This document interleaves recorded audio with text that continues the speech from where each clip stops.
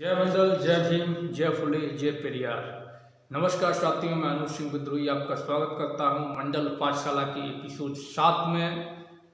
गुलामगिरी भाग 6 चर्चा वहीं से हम शुरू करते हैं। आज की चर्चा परशुराम, मातृ हत्या, किस बार हमले, राक्षस, खंडेराव ने रावण की मदद ली, 9 खंडों की चढ़ाई, तमाम विषयों पर ज्योतिबा फुले और धोंडीराव के बीच के संवाद को लेकर के धोंडीराव जी प्रश्न करते हैं कि प्रजापति ब्रह्मा के मरने के बाद ब्राह्मणों का मुखिया कौन था ज्योतिबा फुले से।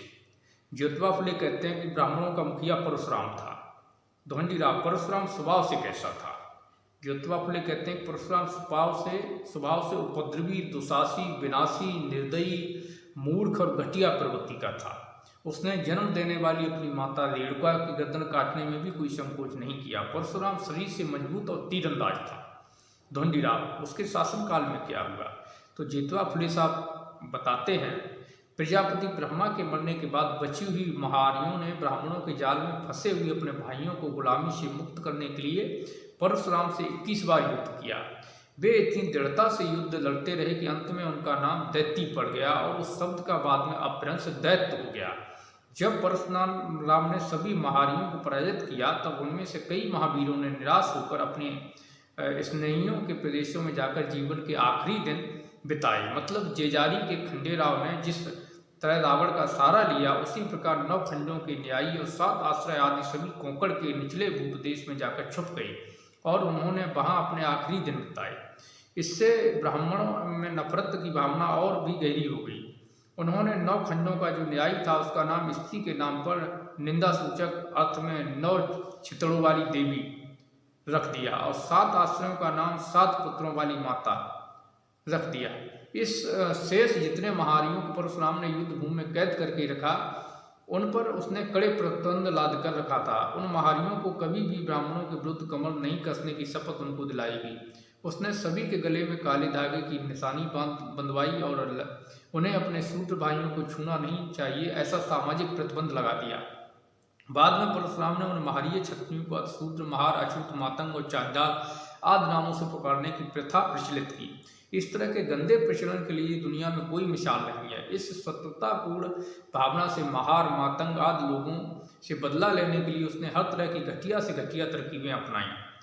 उसने अपनी जाति बिरादरी के लोगों की बड़ी बड़ी इमारतों की नींव के नीचे कई मातंगों को उनकी औरतों के साथ खड़ा करके उनके बेसाय चिल्लाने से उन पर किसी को दया आ जाएगी, इसके लिए उनके मुंह में तेल और सिंदूर डालकर उन लोगों को जिंदा अवस्था में ही गाड़ने की क्रूर परंपरा शुरू की। जैसे जैसे मुस्लिमों की सत्ता इस देश में मजबूत होती गई, वैसे वैसे ब्राह्मणों द्वारा शुरू की गई अमानवीय परंपरा समाप्त हो गई। लेकिन इधर महारियों से लड़ते लड़ते परशुराम के इतने लोग मारे गए कि ब्राह्मणों की तुलना में ब्राह्मण विधवाओं की संख्या ज़्यादा हो गई। इसका परिणाम यह हुआ कि उन विधवाओं की व्यवस्था विकट समस्या ब्राह्मण के सामने खड़ी हो गई। अंत में ब्राह्मण विधवा औरतों को पुनर्विवाह करने की मनाही कर दी गई। तब कहीं जाकर उनकी गाड़ी रास्ते पर आई। परशुराम अपने ब्राह्मण लोगों की हत्या से इतना पगला गया था कि उसने बाड़ासुर के राज्यों के सभी क्षत्रियों को समूल नष्ट कर देने के इरादे से अंत में उन महारीय क्षत्रियों के निराधार गर्भवती विधवा औरतों को जो अपनी जान बचाने के लिए जहां तहां छुप गई थी, उन औरतों को पकड़ कर लाने की मुहिम शुरू कर दी। इस अमानवीय शत्रुतापूर्ण मुहिम से नजर बचाकर बचे हुए नन्हे बच्चों द्वारा बनाए कुछ कुल वंश इधर प्रभु लोगों से मिलते हैं। इसी तरह परशुराम की इस धूमधाम में रामोसी, जिनगर, तुबंडी वाले और कुम्हार आदि जात के लोग हो सकते हैं, क्योंकि कई रस्म रिवाजों में उनको शूद्रों से मेल होता है। हिरणाक्ष से बलि राजा के पुत्र का निर्वंश होने तक उस कुल के निस्तेज करके उनके लोगों को पूरी तरह से तहस नहस कर दिया था। इससे अज्ञानी क्षेत्रपतियों के दिमाग पर इस तरह की धाक जम गई कि ब्राह्मण लोग जादू विद्या में माहिर हैं। वे लोग ब्राह्मणों के मंत्रों से बहुत ही डरने लगे। इधर परशुराम की मूर्खता की वजह से उसकी धींगा मस्ती से ब्राह्मणों को बड़ा नुकसान हुआ। इस कारण सभी ब्राह्मण लोग परशुराम के नाम से घृणा करने लगे। यही नहीं, उस समय वहां के एक क्षेत्रपति के रामचंद्र नामक के पुत्र ने परशुराम के धनुष को जनक राजा के घर में भरी सभा में तोड़ दिया। इससे परशुराम के मन में उस रामचंद्र के प्रति प्रतिशोध की भावना घर कर गई। उसने रामचंद्र को अपने घर जानकी को ले जाते हुए देखा तो उसने रामचंद्र से रास्ते में ही युद्ध छेड़ दिया। उस युद्ध में परशुराम की करारी हार हुई। उस पराजय से परशुराम इतना शर्मिंदा हुआ कि उसने अपने सभी राज्यों को त्याग कर अपने परिवार तथा कुछ निजी संबंधियों को साथ लेकर कोंकण के निचले भाग में जाकर रहने लगा। वहां पहुंचने के बाद उसको उसके द्वारा किए गए सभी बुरे कर्मों का पछतावा हुआ। इस पश्चाताप और आत्मग्लानि का परिणाम उस पर इतना बुरा हुआ कि उसने अपनी जान कहाँ कब और कैसे दे दी, इसका किसी को कोई पता नहीं लग सका। धोंडीराम। सभी ब्राह्मण पंडित पुरोहितों आदि धर्म ग्रंथ आधार पर यह कहते हैं कि परशुराम आदिनारायण का अवतार है, वह चिरंजीवी है, वह कभी भी मरता नहीं है। और आप कहते हैं कि परशुराम ने आत्महत्या की है, इसका अर्थ क्या है? जेतवा फुले साहब कहते हैं कि 2 साल पहले मैंने शिवाजी महाराज के नाम एक पामड़ा वीर गाथा लिखा हुआ था। उस पामड़े के पहले छंद में मैंने कहा था कि सभी ब्राह्मणों को अपने परशुराम को न्योता देकर बुलाना चाहिए और उसकी उपस्थिति में मेरे सामने इस बात का सार्वजनिक खुलासा करना चाहिए कि आजकल के मातंग महारों के पूर्वज परशुराम से 21 बार लड़ने वाली महारी क्षत्रिय थे या नहीं। इसकी सूचना ब्राह्मणों को दी गई, लेकिन वास्तविकता यह है कि उन्होंने परशुराम को न्योता देकर नहीं बुलाया। इससे यह बात स्पष्ट होती है कि परशुराम सचमुच में आदिनारायण का अवतार नहीं था और न ही वह चिरंजीव था। यदि परशुराम आदिनारायण का अवतार होता और चिरंजीव होता तो ब्राह्मण उसको कब का खोज निकालते। और मेरी बात तो क्या, सारी दुनिया के ईसाई और मुसलमानों के मन का समाधान करके सभी मलेच्छ लोगों के विद्रोह को अपनी मंत्र विद्या की ताकत व प्रभाव से तहस नहस करने में कोई कसर नहीं छोड़ता।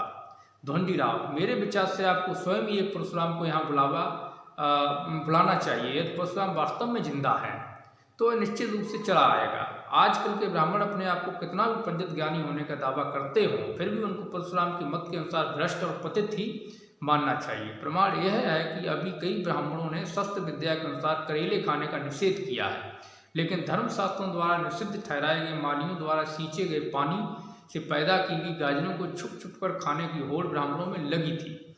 जेतवा फुले कहते हैं, ठीक है, जो कुछ भी क्यों ना हो, मैं ये चुनौतीपूर्ण निमंत्रण उसे भेज रहा हूँ। सेवा में चिरंजीव अर्थात आदिनारायण के अवतार परशुराम को जेतवा फुले जी पत्र लिखते हैं। चिरंजीव परशुराम अर्थात आदिनारायण के अवतार को, पता सब जगह। तात परशुराम। तुम ब्राह्मणों के ग्रंथों की वजह से चिरंजीव हो। करेला कड़वा क्यों ना हो, लेकिन पहले जैसे करेले खाने को विधिपूर्वक निषेध नहीं किया है। परशुराम, तुमको पहले जैसे मछुआरों की लाश से दूसरे नए ब्राह्मण पैदा करने की जरूरत नहीं पड़ेगी, क्योंकि आज यहाँ तुम्हारे द्वारा पैदा किए गए जो ब्राह्मण हैं उनमें कई ब्राह्मण विविध ज्ञानी हो गए हैं। अब तुम्हें उनको बहुत ज़्यादा ज्ञान देने की भी जरूरत नहीं रहेगी। इसलिए हे परशुराम, तुम यहाँ आ जाओ और जिन ब्राह्मणों ने शूद्र मालियों के द्वारा खेत में पैदा की गई गाजरों को छुप छुप कर खाया है, उन सभी ब्राह्मणों को चंद्रायन प्रायश्चित देकर उन पर तुम वेद मंत्रों के जादू के सामर्थ्य से पहले जैसे कुछ चमत्कार अंग्रेज, फ्रेंच आदि लोगों को दिखा दो, बस हो जाएगा। हे परशुराम, तुम इस तरह मुंह छुपाकर भगोड़ा बनकर मत घूमा करो। तुम इस नोटिस की तारीख से 6 माह के भीतर यहाँ पर उपस्थित हो सके तो मैं ही नहीं, सारी दुनिया के लोग तुम्हें सचमुच में आदिनारायण का अवतार समझेंगे और तुम्हारा सम्मान करेंगे। लेकिन यदि तुम ऐसा न कर सके तो यहाँ के महार मातंग हमारे मैसोबा के पीछे छुपकर बैठे हैं, वे लोग तुम्हारी विविध ज्ञानी कहलाने वाले ब्राह्मण बच्चों को खींच कर बाहर ले आएंगे और उनको बेहाल करने में कोई कसर बाकी नहीं रखेंगे। इसका परिणाम यह होगा कि उनके भाड़ों के एक तारा, तुनतुना एक तारी बात का तार टूट जाएगा और उनकी झोली में पत्थर गिर जाएंगे। फिर उन्हें विश्वामित्र जैसे भूखे कंगाल रहने पर इतनी मजबूरी का सामना करना पड़ेगा कि उनके कुत्ते का मांस भी खाना पड़ सकता है। इसलिए हे परशुराम, तुम अपने विविध ज्ञानी ब्राह्मणों पर रहम खाओ ताकि उन पर विपद के पहाड़ न टूटें। दिनांक 1 अगस्त सन 1872 को जेतवा फुले ने परशुराम को ये पत्र लिखा था। स्थान मकान नंबर 527 जूनागंज, पूना। तुम्हारा सत्य रूप देखने वाला जेतवाराव गोविंदराव फुले। नमस्कार साथियों, आज के एपिसोड में इतना ही। मिलते हैं अगले एपिसोड में। जय मंडल, जय भीम, जय फुले, जय पेरियार। साथियों, मंडल आर्मी जातिवार जनगणना करवाने, मंडल कमीशन की सभी सिफारिशों को लागू करवाने, निजीकरण को रोकने, बहुजनों के संवैधानिक अधिकारों, सम्मान, स्वाभिमान और आरक्षण को बचाने की लड़ाई लड़ती है। मंडल आर्मी को मजबूत बनाना चाहते हैं तो मंडल आर्मी के बैंक खाते में यथाशक्ति सहयोग राशि डोनेट करें। हमारे चैनल को सब्सक्राइब कर वीडियो को शेयर करें। धन्यवाद।